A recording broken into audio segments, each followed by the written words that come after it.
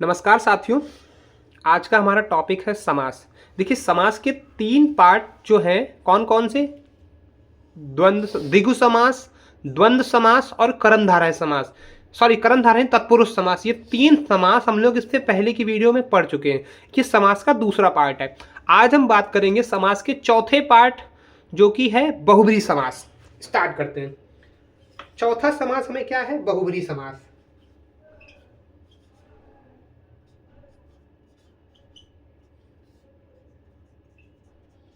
देखिए, बहुब्रीहि समास में आपको क्या क्या याद रखना है? सबसे पहला पॉइंट, इसमें दोनों पद प्रधान नहीं होते हैं। पहली चीज, ठीक है, पहला पॉइंट आपको बहुब्रीहि समास के विषय में ये याद रखना है, इसमें दोनों पद प्रधान नहीं होते हैं। उसके बाद दूसरा इसमें क्या याद रखना है? इसमें अन्य पद प्रधान होता है। अन्य मतलब किसी तीसरे व्यक्ति की बात हो रही होती है, ठीक है, एक विशेष अर्थ निकलता है। आपको ये चीजें समझ में आ रही होंगी, ठीक है, समझ में आ गया। बहुब्रीहि समास का मतलब दोनों पद प्रधान नहीं होते हैं, ठीक है, किसी विशिष्ट अर्थ और किसी विशिष्ट अर्थ की बात होती है। या विशिष्ट अर्थ जरूर याद रखिएगा। अभी वो विशिष्ट अर्थ कैसे निकलेगा वो हम बताते हैं आपको। विशिष्ट अर्थ बहुत इंपॉर्टेंट है इसमें, बहुब्रीहि में। एग्जाम्पल समझिए। एग्जाम्पल, पहला एग्जाम्पल हम इसमें ले लेते हैं दशानन। देखिए, दशानन, आप इसका विग्रह करेंगे। समास का विग्रह भी बहुत इंपॉर्टेंट होता है। अगर आपको विग्रह नहीं आता है तो सीख लीजिए। दशानन मतलब 10 है। आनन, आनन मतलब होता है शीश, आनन जिसके। अब 10 है आनन जिसके। 10 मतलब होता है 10, तो जानते हैं काउंटिंग में 10। आनन मतलब होता है सिर, शीश। और 10 शीश वाला कौन था? रावण। तो एक विशिष्ट अर्थ निकल के आया। वो विशिष्ट अर्थ क्या था? रावण। इसका मतलब, और आप समझिए, ना तो 10 प्रधान था, ना आनन प्रधान था, मतलब ना तो पूर्व पद प्रधान था और ना उत्तर पद प्रधान था। प्रधान क्या था? एक विशिष्ट अर्थ दिया जो था रावण। एग्जाम्पल एक और ले लेते हैं, गिरिधर। गिरिधर, देखिए, गिरि विग्रह करेंगे, गिरि को धारण करने वाले कौन थे? कृष्ण। अब आप इस चीज को बहुत अच्छे से समझिए। गिरि मतलब क्या होता है? पर्वत, पहाड़। और धारण करना मतलब होता है अपने ऊपर धारण किया, रखा। समझ गए? कौन थे? आपको याद होगा, गोवर्धन धारण किया था श्री कृष्ण ने, तो वो हो गए कृष्ण। देखिए, गिरि, मैंने आपको बहुब्रीहि में क्या बताया? दोनों पद प्रधान नहीं होंगे। ना तो इसमें गिरि प्रधान है, ना इसमें धर प्रधान है। प्रधान क्या हुआ? कोई तीसरा अर्थ। आपको समझ में आया कि बहुब्रीहि समास में दोनों पद प्रधान ना होके एक विशिष्ट अर्थ देगा, पहली चीज। दूसरी चीज, किसी भी परिस्थिति में, देखिए, आपको कई बार कंफ्यूजन भी होगा। कई सारे वर्ड्स ऐसे होते हैं जो बहुब्रीहि समास में भी होंगे और कर्मधारय समास में भी होंगे। आप हमेशा प्रेफरेंस में जाएंगे। यदि आपको दो ऑप्शन मिल रहे हैं, यदि आपको दो ऑप्शन मतलब बहुब्रीहि समास और कर्मधारय समास दोनों मिल रहे हैं, तो आप हमेशा बहुब्रीहि समास पे जाएंगे। अगर अलग अलग है तो आपको पता ही है क्या करना है। लेकिन अगर दोनों ऑप्शन आ जाते हैं, बहुब्रीहि और कर्मधारय, तो आप हमेशा बहुब्रीहि पे जाएंगे, ठीक है। बहुब्रीहि समास के कुछ और एग्जाम्पल्स करते हैं। उसके बाद हम एक और एग्जाम्पल ले लेते हैं, चंद्रशेखर। चंद्रशेखर, देखिए, हम बहुब्रीहि समास में थोड़ा सा टाइम लेंगे। चंद्रशेखर, चंद्रशेखर का मतलब होता है, इसका विग्रह करेंगे तो चंद्र है सिर पर, या शेखर क्या होता है? मस्तक, सिर पर। शेखर पर जिसके, शेखर ही लिख लीजिए, शेखर पर जिसकी, कौन है? चंद्रमा किसके सर पर होता है? शिव जी के सर पे। आप फिर से समझिए, ना इसमें पूर्व पद प्रधान है, ना उत्तर पद प्रधान है, एक विशिष्ट अर्थ दिया। इसके साथ साथ एक और आप ले लीजिए, धक्का मुक्की, धक्का धुक्की। अब धक्का धुक्की को आप देखेंगे तो धक्कों से हुई लड़ाई, धक्कों के द्वारा मतलब एक दूसरे को दिए गए धक्के, धक्कों से जो लड़ाई हुई, अब जो लड़ाई हुई एक विशिष्टता से दर्द अर्थ दे दिया जाता है, वो होता धक्का धुक्की। ठीक है, इसके बाद उसके बाद एक और एग्जाम्पल ले लीजिए, मकर ध्वज। देखिए मकर ध्वज वैसे पर्यायवाची भी होता है कामदेव का, और आप इसका अर्थ भी समझिएगा। मकर मतलब मकर का ध्वज है जिसका, या वह जिसके, इसका विग्रह करेंगे तो वह जिसके या जिसका मकर का ध्वज है। मकर ध्वज वो कौन है? कामदेव। देखिए एक विशिष्ट अर्थ की तरफ आपको बार बार लेके जा रहा है। शूलपाणी, शूलपाणी ले लीजिए, बहुत ही अच्छा एग्जाम्पल है। शूलपाणी, शूल मतलब होता है त्रिशूल, शूल, और पाणी मतलब होता है हाथ में, पाणी मतलब होता है हाथ।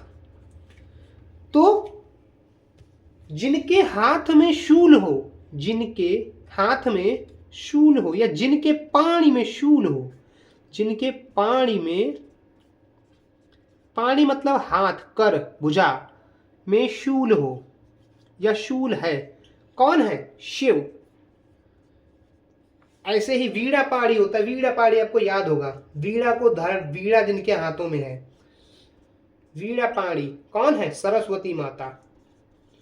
अब आप एक चीज समझिए, देखिए अगर आप धक्का धुक्की इस प्रकार के वर्ड्स को हटा दें तो जनरली, मैं आपको स्पष्ट सुनिएगा, जनरली बहुब्री समास में भगवान के लगभग सारे शब्द आते हैं। जितने भी भगवान हैं वो जनरली बहुब्री समास में आते हैं, क्योंकि भगवान एक विशेष अर्थ के साथ होते हैं। ठीक है, एक एग्जाम्पल मैं आपको इसमें और बताना चाहूंगा, एक दो एग्जाम्पल, वो आप जरूर समझ लीजिए, वो इंपॉर्टेंट है। जैसे जैसे विषधर, या विषधर तो आप समझ गए होंगे, 30 मार खां, 30 मार खां। देखिए 30 मार खां क्या है? 30 को मार कर खाने वाला। इसका विग्रह करेंगे तो 30 को मार कर खाने वाला। आप ये एग्जाम्पल्स आप ज्यों के त्यों रट लें। क्यों? क्योंकि ये कभी भी आएंगे ना तो आप गारंटी है कि फिर बहुत बुरे फंसेंगे, है ना। एक हो गया 30 मार खां, उसके बाद एक हो जाएगा कल मुहा। कल मुहा, ये एग्जाम्पल आप जरूर याद रख लीजिए। कल मुहा मतलब जिसका मुंह काला। देखिए एक चीज मैं आपको फिर से बता दूं, इसके बाद आप कर्म धाराएं पढ़ेंगे तो आपको उसमें कुछ कुछ चीजें क्लैश भी करेंगी। आप फिर से मानिए, अगर आपको बहुब्री और कर्म धाराएं दो ऑप्शन मिलते हैं एक साथ, तो आप हमेशा बहुब्री के साथ जाएंगे। यदि आपको कंफ्यूजन होता है, मतलब देखिए हर केस में कर्म धाराएं में नहीं बहुब्री में नहीं जाना है। जब उसमें बहुब्री और कर्म धाराएं दोनों समास लगे तब की बात कर रहा हूं मैं। पता चला बहुब्री और कर्म धाराएं आ गए, आपने आंख बंद करके बहुब्री लगाए पड़े, भले उसमें कर्म धाराएं हो। समझ में आ रहा है ना? यदि आपको दोनों समझ में तब बहुब्री में जाना है। ठीक है, ये कुछ एग्जांपल्स मैंने आपको अच्छे अच्छे बताए हैं। आप बहुब्री समास के विषय में समझ गए होंगे। मैं आपको लास्ट में रिकॉल कर देता हूँ। बहुब्री समास दोनों पद प्रधान नहीं होते हैं, एक विशिष्ट अर्थ दिया जाता है। मैंने आपको सारे विशिष्ट अर्थ समझा दिए हैं। अब बात करते हैं समास के 5वें पार्ट, जो कि है कर्मधारय समास। कर्मधारय,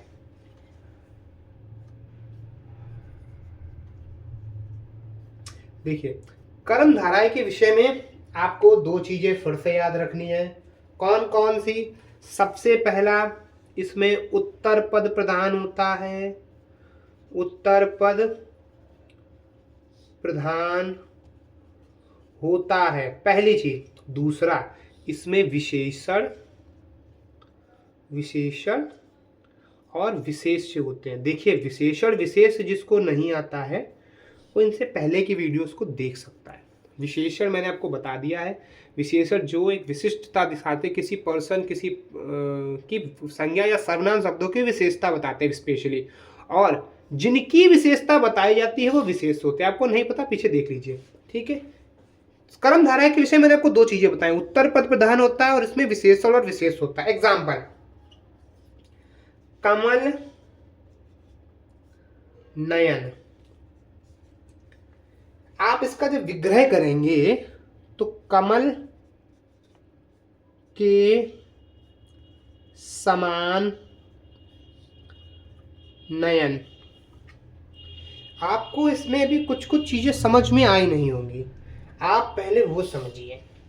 इसमें कमल क्या है और इसमें नयन क्या है। देखिए नयन क्या होते हैं, नयन हैं जिनकी विशेषता बताई जा रही है कि वो कैसे हैं, कमल जैसे हैं। आप इस चीज को समझ रहे हैं, मतलब यहां पर एक कमल ऐसे क्या यूज हुआ है, ऐसे विशेषण यूज हुआ है, मतलब इतने सुंदर नयन है कि वो कमल जैसे लग रहे हैं। तो है क्या, नयन। तो नयन यहां पर क्या हो जाएगा, विशेष से।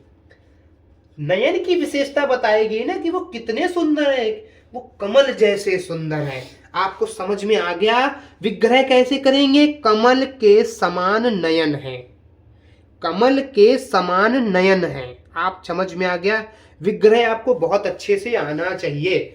तो कमल नयन हो गया। एक और एग्जांपल ले लेते हैं हम, चरण कमल। चरण कमल। अब आप फिर से समझिएगा, यहां पर चरण क्या है और कमल क्या है। तो फिर से वही, चरण कैसे हैं, कमल जैसे हैं। तो चरण इसमें क्या हो गया, चरण इसमें हमारा हो गया विशेष से। और हमारे कमल कैसे, हमारा कमल विशेषण के तौर पर यूज हुआ है कि चरण कैसे हैं, कमल के समान। तो कमल के समान चरण हैं। अब देखिए कमल नयन, चरण कमल। इसके बाद एक और एग्जांपल ले लेते हैं हम, महाकवि। महाकवि, ये बहुत ही इजी एग्जांपल्स मैं आपको बता रहा हूं। अगर आप देखेंगे तो महाकवि, इसमें कवि क्या है, इनकी विशेषता बताई जा रही है कि वो कैसे, वो बहुत महान है। तो कवि क्या है, इसमें विशेष है। और महा क्या है, इसमें विशेषण है। आपको कुछ कुछ समझ में आ गया होगा कर्मधारय समास क्या होता है। विग्रह करेंगे तो महान है जो कवि। ठीक है, आपको कुछ कुछ चीजें इसमें समझ में आ रही होंगी, कोई समस्या नहीं हो रही होगी। ठीक है, आपको ये चीज विग्रह से समझ में आएगी, पहले चीज। दूसरा, आप विशेषण और विशेष से पढ़े हुए हैं तो आप बहुत आसानी से चीजों को निकाल सकते हैं। ठीक है, आपको पता है कि विशेषण होता क्या है, संज्ञा और सर्वनाम शब्दों की विशेषता बताते हैं। तो अवश्य ये चीज आप ध्यान रखिएगा कि यहाँ पे जनरली संज्ञा और सर्वनाम शब्द ही आपको मिलेंगे। इस चीज के लिए आप तैयार रहिएगा। ठीक है, और जब संज्ञा और सर्वनाम शब्द मिलेंगे तो फिर आपके लिए बहुत आसान हो जाएगा। ठीक है, कर्मधारय समास मेरे हिसाब से लगभग सही है। और भी एक दो एग्जांपल ले लीजिए, जैसे दही बड़ा हो गया, है ना, दही बड़ा हो गया। उसके बाद कचौड़ी हो गया। ये कुछ ऐसे एग्जाम्पल हैं जो आप दिमाग में रखिए। जनरली पेपर में नहीं आते, लेकिन बाकी अगर आएंगे तो आप कर ही लेंगे आसानी से। लेकिन जैसे कुछ एग्जाम्पल्स होते हैं, अगर बाई चांस आ गए तो आप फंसेंगे। तो ये वो एग्जाम्पल्स मैं आपको बता दे रहा हूँ। ठीक है, कर्मधारय समास के विषय में मैंने जितनी चीजें हो सकती थी आपको समझा दिया। कर्मधारय कैसे ढूंढना, देखिए आप शब्दों पे मत जाइए, आप समास को रटने मत बैठ जाइए। शब्दों को समझिए, परिभाषा समझिए और इन परिभाषाओं के हिसाब से उनको एग्जाम्पल्स में इम्प्लीमेंट करिए। जब आप विग्रह कर करके चीज़ों को समझेंगे तो आप हिंदी को बहुत अच्छे से समझ भी रहे हैं, अच्छे से पढ़ भी रहे हैं। और ये चीज़ आपकी बहुत आगे पर्यायवाची, विलोम शब्द, इन सब में काम आएगी, है ना, संधि में भी, इवन हर जगह काम आएगी। आप धीरे धीरे टाइम दे दे के पढ़िए। एक दिन लगेगा आपको, समास कंप्लीट हो जाएगा, पर वो ऐसा कंप्लीट होगा कि फिर चाहे कोई भी प्रश्न आ जाए आप कर डालेंगे, है ना। चलिए, कर्मधारय तो कंप्लीट होता है। इसके बाद हम बात करते हैं इसके लास्ट और नेक्स्ट टॉपिक, अव्ययी भाव समास। बात करते हैं अव्ययी भाव समास। देखिए अव्ययी भाव समास,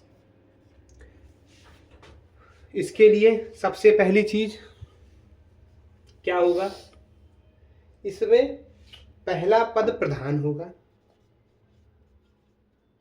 पहला पद प्रधान होगा, पहली चीज। दूसरी चीज, ये इसमें निपातों का यूज होता है। देखिए निपात एक टॉपिक छूट गया है, और अगर टाइम कभी मिला तो मैं जरूर निपात आपको समझा दूंगा। बहरहाल आप सिर्फ इतना याद रखिए, अव्ययी भाव समास में पहला पद प्रधान होता है, पहली चीज। दूसरी चीज, मैंने आपको अव्यय पढ़ाए थे, याद होगा, और अव्यय का ही एक टॉपिक था निपात जो छूट गया है। मैंने आपको अव्यय पढ़ाए थे। अव्यय क्या होते हैं? वे शब्द जो अपना अर्थ कभी बदले नहीं, मतलब वो हर परिस्थिति में अपने अर्थ के साथ ही रहेंगे। तो इनमें जितने भी शब्द आपको मिलेंगे वो हमेशा अपना अर्थ रहेंगे, अपने अर्थ के साथ रहेंगे, कभी भी अपने अर्थ को परिवर्तित नहीं करेंगे, चाहे कैसे भी यूज हो। जैसे यथाशक्ति, एग्जाम्पल बहुत ही अच्छा है। यथाशक्ति विग्रह करेंगे तो यथा मंस होता है अनुसार, तो इसका क्या हो जाएगा? शक्ति के अनुसार, शक्ति के अनुसार। और एक एग्जाम्पल लेते हैं, प्रतिलिपि।